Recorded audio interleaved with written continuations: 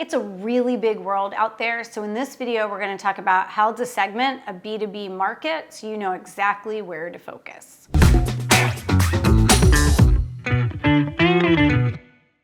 Here at Bold House, we work with a lot of consultants, coaches, and professional services providers who are making the transition for the first time into working with organizations as their clients.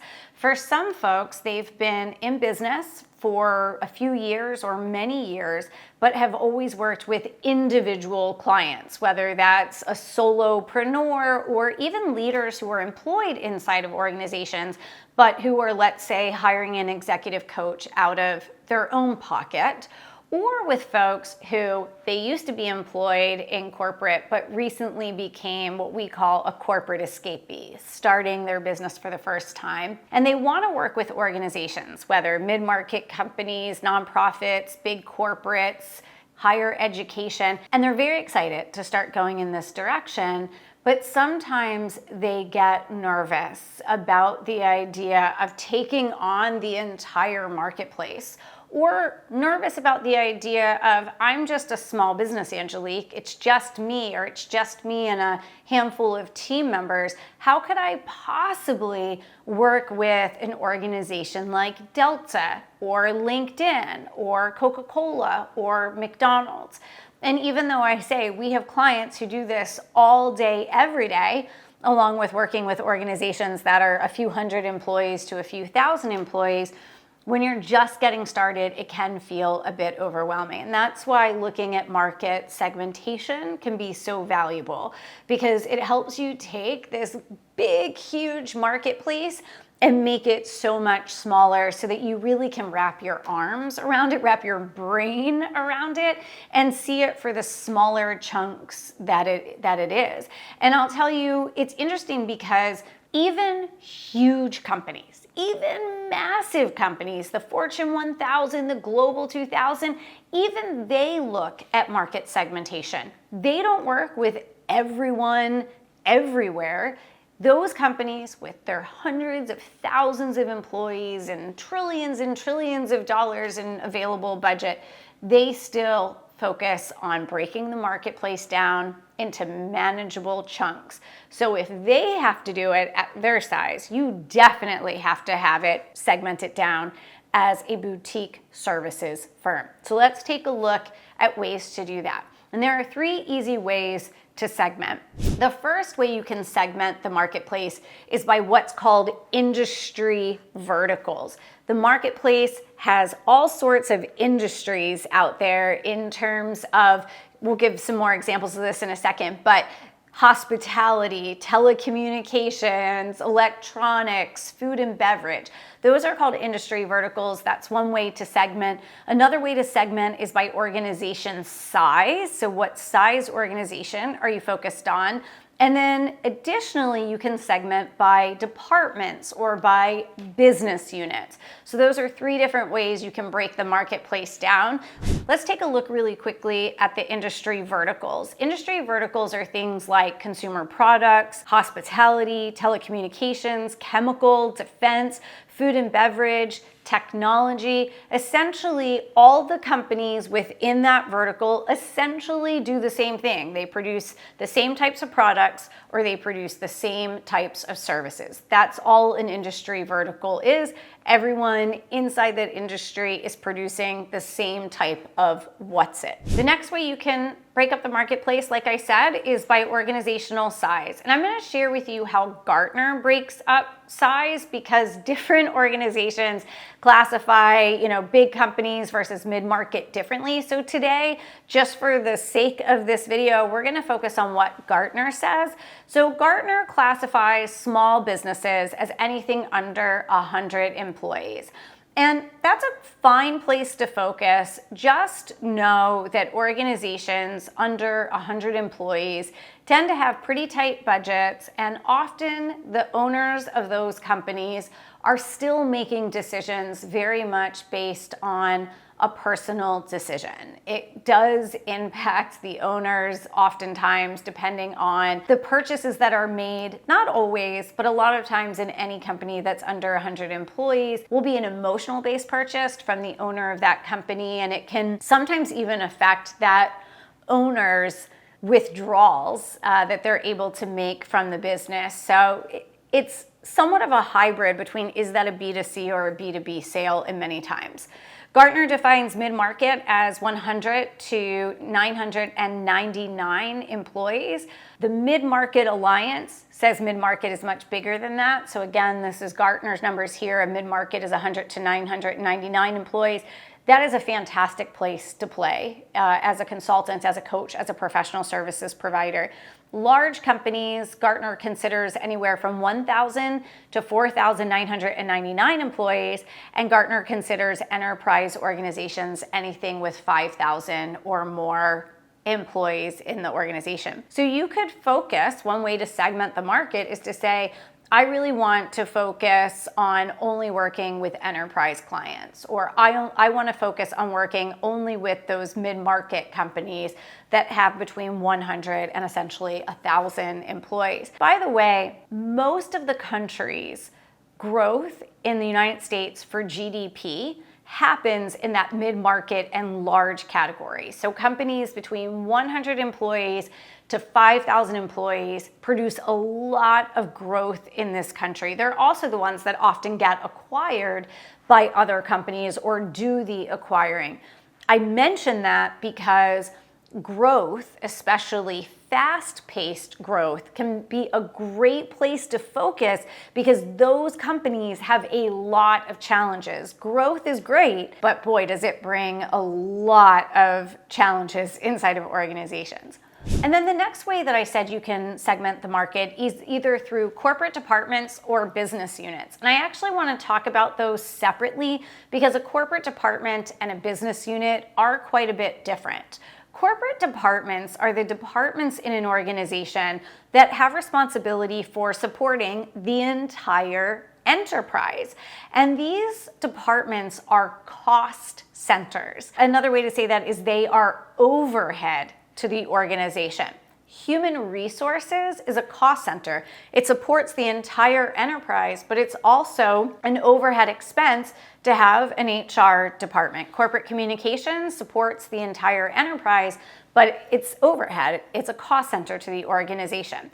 Finance, IT, those are some other examples of that as well. Here's what's interesting. Sometimes folks, especially if you're the founder of a boutique firm, you're a leadership coach, a corporate trainer, a services provider, you might feel I could never work with a brand like Coca-Cola. But at the corporate level, a lot of organizations have departments that are not very large at all. It's not uncommon for human resources or corporate communications or learning and development to have anywhere from 5 to 25 to 30 people. And often when you're that outside expert, you're just working with that one department. You're working essentially with a team of 5 to 25 people, not a team of 200,000 employees.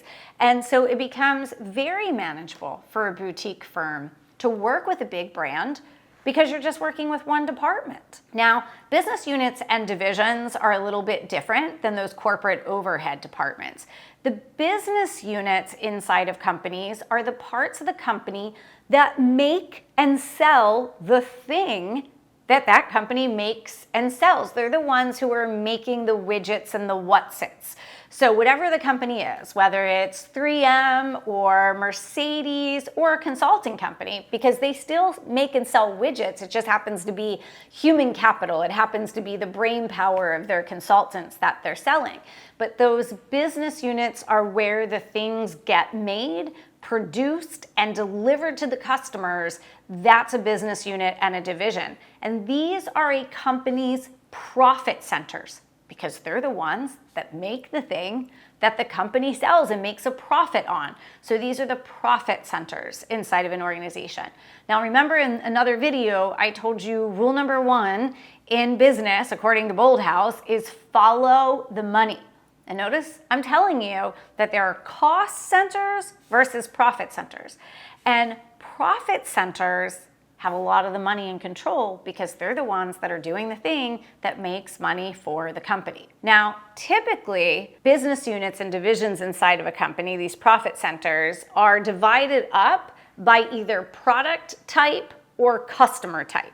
So in a consulting company, you will see different business units or divisions aligned to the types of customers. So this business unit, they all work with companies in the food and beverage space. And these consultants in this business unit work with everybody in automotive.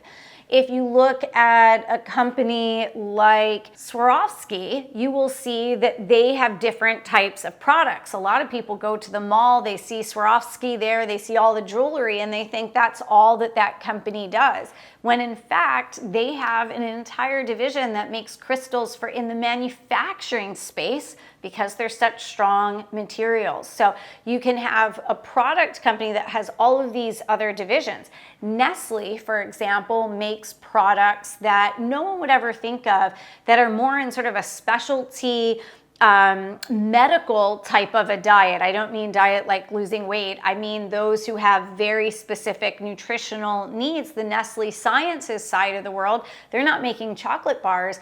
They're making things that are needed for those who have special dietary requirements. So there are all of these divisions inside of companies, oftentimes because folks don't go out and take a look at the brands in their backyard, don't even realize there are all of these buckets of money inside these organizations. And not only that, but they often spend money on things in addition to corporate.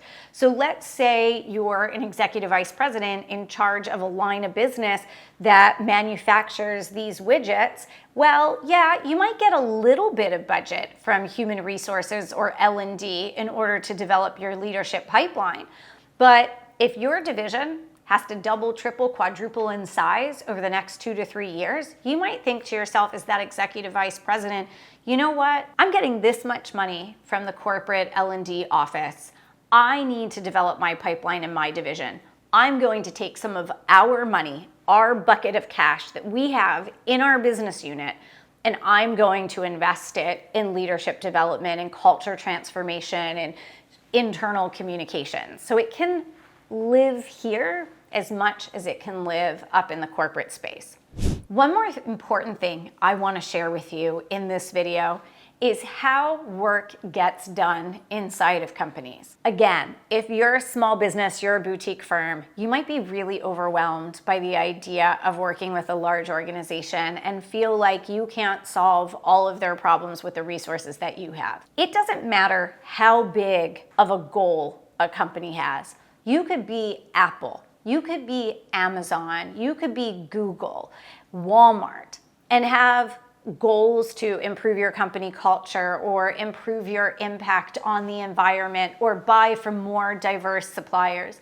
Whatever that goal is, that goal will be broken down into initiatives, and initiatives will be broken down into projects.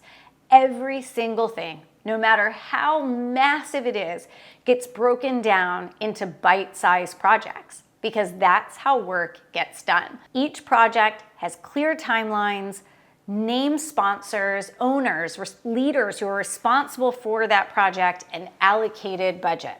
So when you're thinking about how you as a small business can work with larger clients, keep in mind that you're not trying to boil the ocean. You're going to focus on 1 to 3 industry verticals. You're going to focus on companies of a certain size. Within those companies, you're going to focus on key departments or key business units.